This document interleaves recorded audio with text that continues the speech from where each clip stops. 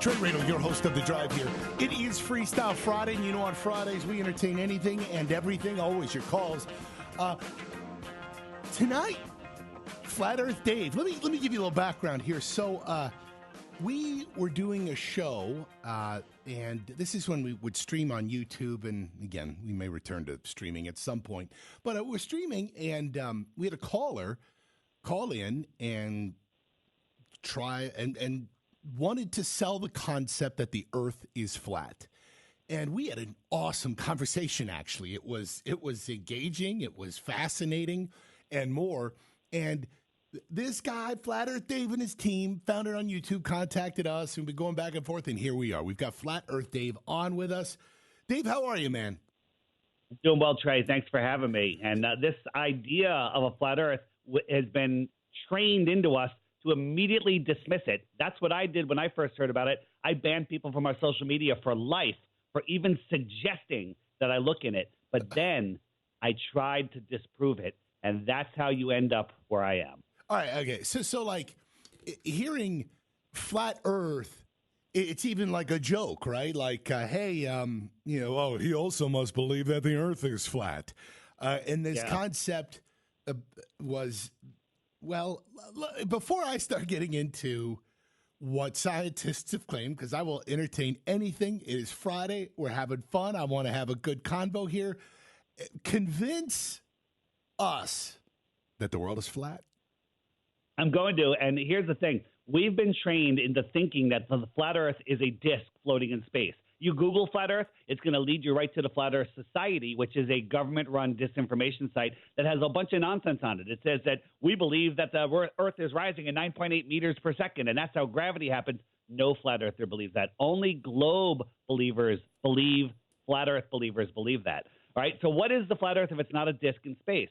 The way I look at it is we live in a giant pond. What's a pond? A pond is a body of water that settles, finds its level, and then the edge of the pond is where the land is higher than the rest of the pond, and that creates the pond. A lake is the same thing, bigger. The world's oceans need a container, and that container is the land that's beyond the ends of our ocean, and that land is Antarctica. Antarctica isn't a continent at the bottom of a ball. You know, they say Antarctica is the highest land on Earth, this continent at the bottom of the ball that no one's really allowed to explore.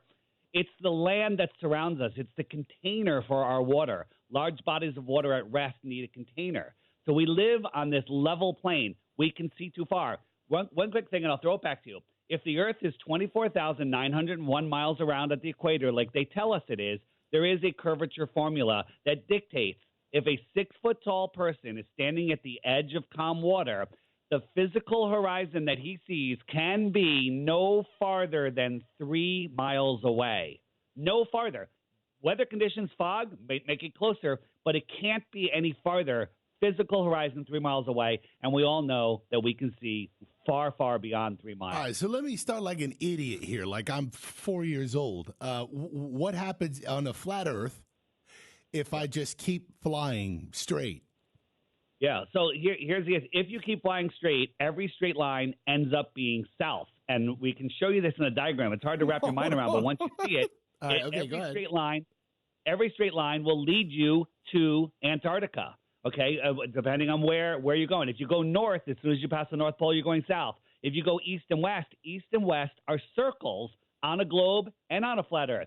They point towards the magnetic north, so get a compass, get a magnet, put it on a table, and try to push it east. And keeping that needle pointed towards the magnetic center. East is a circle. West is a circle in the other direction. South is any direction away from the center. This doesn't prove the Earth is a globe or flat because it works on both. People don't realize that east and west are circles, period. Okay? Once you understand that, if you keep going straight, you're going to hit Antarctica. And the question is, what's beyond the shoreline of Antarctica? We don't know because of the Antarctic Treaty that has made it off limits to everybody since 1959, and you can't even question the treaty until the year 2041. Flat Earth Dave on with us. We can go to flatearthdave.com. So, all right, I am still just trying to listen. I am an idiot with apparently math, just in general, and now just trying to understand how all lines, any direction you go, you end up south. That's the theory, and you go to Antarctica. which is off limits.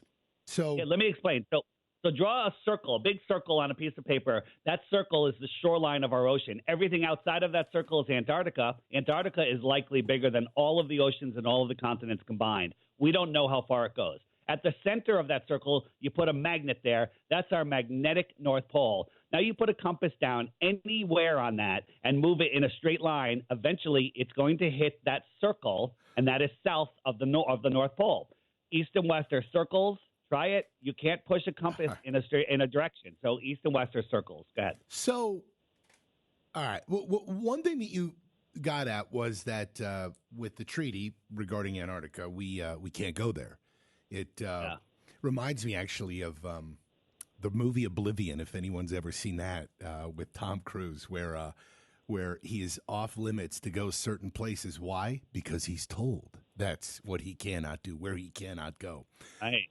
And so with this, you go into, we begin to segue into the conspiracy theory aspects of this, of why the government would do this, why the media would, why NASA, why satellites would take pictures and send back pictures of the Earth, which is clearly round. And dude, look, let me comment but real that quick. You're very passionate about this. You're on point. I have no idea how much you believe in this, if you think it's all just a giant conspiracy. But I gotta ask, like, how does everybody take part in this giant conspiracy? They're not. People like yourself, you don't believe it, and you refuse to look at it. I'm not singling you out. You're just like everybody else. That's why I have you on. Well, and so you're more open-minded than most. Most people won't even look at it. Most people just, the teachers, the professors, they're the ones that memorize and regurgitate the stuff that they read in the Rockefeller-funded textbooks. All right? So it's about withholding information. Withholding information is the essence of tyranny. Control of the flow of information is the tool of a dictatorship. It's about controlling our minds, about not letting us know who we are, where we are, what we are, the power of our mind. To what end? To what end? To what end? To total control. They want to control us because how would thinking the Earth is round versus flat exert some kind of control? Because if you understood that maybe there's 100 or 1,000 more continents that are free outside of our known world, then maybe you won't stay here if there's tyrannical times. If you look into our history, there's all sorts of stories about people leaving our realm. Did you know? So people say, well, we've known for 2,000 years Aristophanes. Aristophanes and his sticks and shadows never happened. And even if it did, it worked. Okay. Listen, But hang on. So the point I was trying to make is in the 1920s, they were still teaching flat Earth in American public schools. So when we see all of these pictures from various sources that are, we're talking from different countries, different time frames, different people, from thousands of pictures, millions, from different satellites that have been in the air, from again, different countries, cultures, people not connected at all. Or is what you're saying is that they're all connected? Well, they are all connected, but here's the thing. Here's the funny thing. Globe believers will swear that there's pictures of Earth. NASA admits they have none. NASA admits they have no photos of Earth. They're all made with strips of data. The guy that made the blue marble that was on everyone's iPhone said he made it in Photoshop. He was given strips of data, and he painted it in Photoshop to make it look like people would. Can I just say, let me jump in here. I'm a ham radio operator. One of the things I do is I receive geosynchronous and polar orbit weather satellite data live into my ham shack. It doesn't go through the internet, doesn't go through the government. It comes straight down into my shack. And it does come down. I understand what you're saying. It does come in swaths of data. That is correct. All digital data is sent that way. Yeah. That's the way it's sent. So what you're saying is the conspiracy is done at the satellite, because what's being sent from the satellite is being manipulated to look like a globe. Untrue. That's not what I'm saying. So first thing is I forget the name of the university. They have a satellite that the university owns, and the students, when they want to access it, they have to send the information to NASA. 2 weeks later, NASA sends them back the data from the satellite. They never have direct interaction with I the have satellite. direct access to satellites. They come right into my shack. Let me explain what's possibly going on. NASA controls all of the helium on Earth. They are the largest consumer of helium on Earth. Any big helium company is owned by NASA. NASA launches tens of thousands of satelloons, okay? Satellites hanging from balloons that they admit in videos that you can find on YouTube, NASA videos saying that these balloons can stay up there for years and they can control exactly where they go by electrostatically raising them and lowering them. Okay.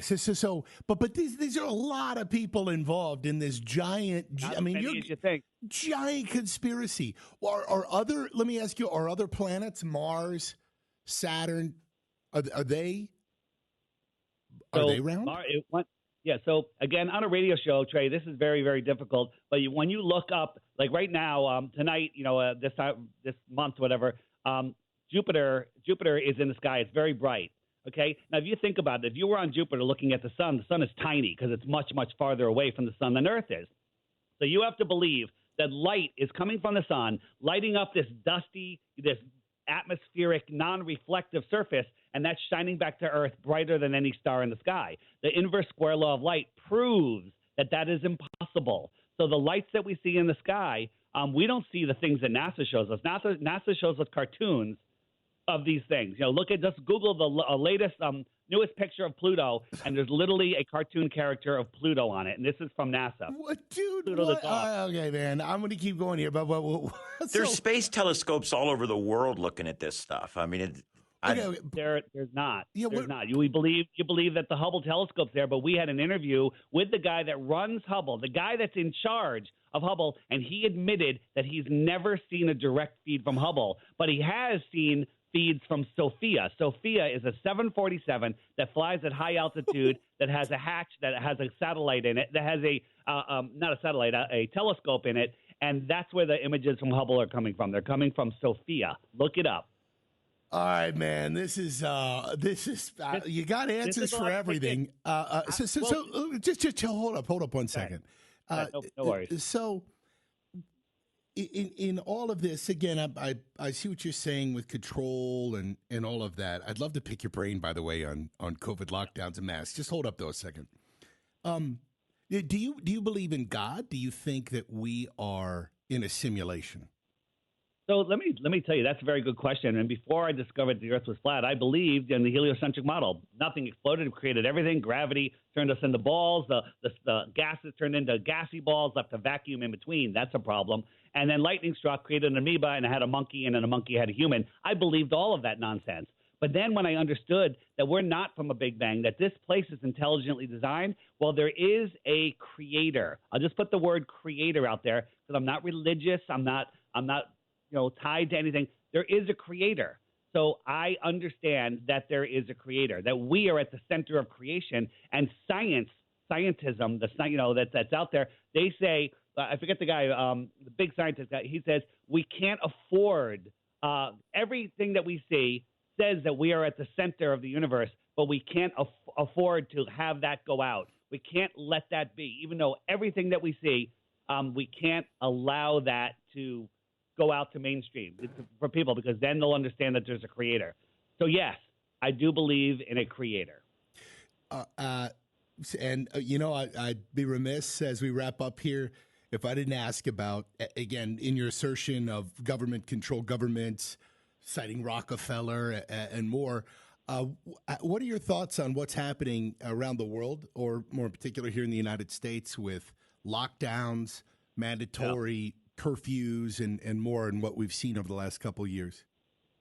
So this is a lot to take in, but the answer is there's nothing new over the sun. Every 100 years, this happens again and again. 1920, they had Spanish flu. Everybody was getting inoculated. Everybody was wearing masks, and everybody died. 1820, cholera. 1720, Black Plague, or whatever it was. Every 100 years, this happens again and again. Would I take a vaccine? Will I tell other people not to take a vaccine? No. It's up to you. But if you do the research, there's nothing. There's no situation that you could ever get me to take that vaccine. Okay? So that's my opinion. I could be crazy because I think the earth is flat, but I'm offering 3 Bitcoins for 1 proof of the globe. 3 Bitcoins for 1 proof of the globe. That's it. FlatEarthDave.com. Go to FlatEarthDave.com. All right. I got to tell you, I have studied science my whole life. I'm one of these science nerd kind of guys. I actually can measure the curvature of the earth with a laser that I own. I actually can I can point that laser on a tripod at something that is 2 miles away, and I can actually measure the drift and how low it is on the other end. I actually do radio propagation tests where I use straight line communications, and I can exactly measure where the horizon comes up in between between us. Why is it that I can see things that should be a mile below the curvature? Why is it that I can see things? I've never seen that. The only time I can see further than 3 or 4 miles is if I go up higher. I can go up on top of a mountain and I can see 50 miles. So it all just, it's because of the angular resolution limits of your eyes. Things get smaller. They disappear for several reasons. And I can demonstrate all of that on a video with using video. So I invite you to come on my show via Zoom. And I'll teach you. Ian will. You two. I'm gonna have to break. I'm gonna talk about this on my TechNet tonight because I got to tell you this is great. I just don't understand how I can be looking at the stars, and my friend in Europe can be looking at a different set of stars, and my friend in South America is looking at a different. And you're telling me it's because it's a movie? No, real quickly. No, I'm not saying that at all. You said that. I never even suggested that. Well, the only way that it would explain the differences in the positions in the skies of the same star systems would be that we're located at 3 different places on a round thing. If you allow me 30 seconds, go for it, man. Yeah, all good. It's Friday, baby. Go. So we're in a room, 10-foot high ceilings, and it's got a recessed lights in it, and we're standing together and we're looking up at the lights. Those are the stars in the sky. Now expand that room to the size of a city, 10 miles wide, whatever. I send you 5 miles away. I'm not even going to be able to see you because you're going to merge into the horizon. And when we both look up, we're looking up at completely different lights. You can't see the lights above me. I can't see the lights above you. Game over. South is just the outer side, the outer part of the circle. North is the center part of the circle. That's how it works. Add atmosphere in there, whatever. There's observatories in the south as far as 30 degrees south that have seen Polaris. That's impossible on a ball. Impossible. Wow. And how does our atmosphere maintain on top of a disk like that? How does our atmosphere – well, we're not a disk in space. How does our atmosphere maintain on a ball with a Tor 17 vacuum, right? And don't say gravity holds it down because I could use a straw and suck water and air up and away from gravity, from ground level where it's stronger. And we're next to a vacuum. Physics tells you that you can't have high pressure next to low pressure or low pressure without a physical barrier. So we are the basement of the universe. We are contained in some sort of a system. But anything above 73 miles or beyond the shoreline of Antarctica, we only can speculate because we don't have access to that. If it's all the case, we're in a simulation. That's it. That's the answer. Let's do a video interview. We're in Fortnite. I don't think so. I don't think that at all. That's you guys. All right. Flat Earth Dave, man, you got some fire. I really appreciate your time tonight. That does it for us for this, our interview with Flat Earth Dave. You can go to FlatEarthDave.com and go check out more. A huge thank you to Flat Earth Dave. And that was fun. When we come back, or bizarre, when we come back, or sad, or when we come, or weird, or I thought you were going to reach to the phone and punch him, Ian. I don't know. When we come back, we're going to have a little bit of fun to wrap up this show. Little hat tip to Abbott and Costello. Who's on first? Who's unvaccinated? When we come back. This is The Drive. I'm Trent Radel. You all love the Flat Earth Sun, Moon, and Zodiac Clock app. The best tool to show your friends and strangers how the Flat Earth actually works. But are you ready for a Flat Earth app game changer? A new feature has been added. But first, a reminder of some of the existing features. Video of the day. World time. See what time it is all around the flat Earth. A true Earth compass that shows true navigation across and around the flat Earth plane. Weather. Tap for detailed local weather information. Know what phase and where the moon is at all times. Watch the sun travel between the tropics for the seasons. Select an amazing background.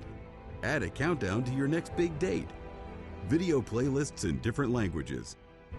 See the real trade winds circling the flat Earth. Top 21 frequently asked questions with quick pop-up video answers. Access to the best photos and gifts at your fingertips. Flat Earth books and merchandise, and more. Now, the game-changer upgrade we've always dreamed of having. After a year in development, our app just went next level. You're now able to find Flat Earth app users near you. See where they are and send them an instant message in the app. Instantly arrange for a Flat Earther meetup. When activated, blue dots mark the location of the app users near you.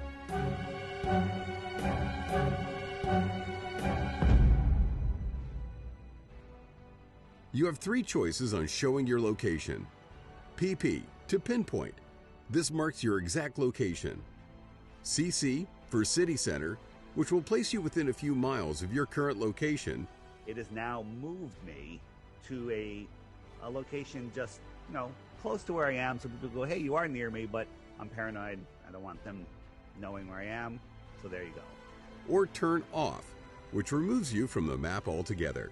Yeah, and when you do turn it off, you don't get to see any of the dots now. Correct. Use it when traveling, or when you're out for a day at the beach, or while eating out somewhere. Find out where other Flat Earthers are and connect. Somebody said they're already doing a meetup, and then one girl, she found another girl very short distance from her. They're meeting this weekend. They'll probably end up driving to Flattoberfest together because they're both going. They're like, hey, let's carpool. Find like-minded Flat Earth app users and regain your sanity. The Flat Earth Sun, Moon, and Zodiac Clock app is the best tool to show your friends and strangers how our flat Earth actually works.